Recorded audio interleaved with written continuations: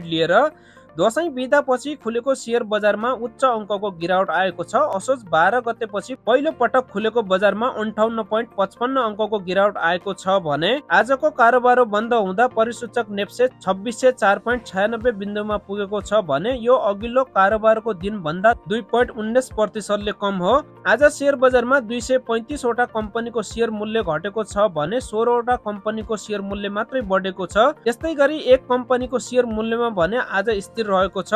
त्यस्तै आज क वर्गका कम्पनीको मापक सेन्सिटिभ इन्डेक्स पनि 7.88 अङ्कले घटेर 454.62 बिन्दुमा पुगेको छ भने आज 13 उपसूचक मध्ये सबै परिसूचकको शेयर मूल्य घटेको छ। परिसूचक घटेको दिन बजारमा 4.5 अर्ब माथिको कारोबार भएको छ भने आज 326 वटा कम्पनीको 1,03,45,903 किताको शेयरको कारोबार भएको छ भने आज शेयर बजारमा 55,450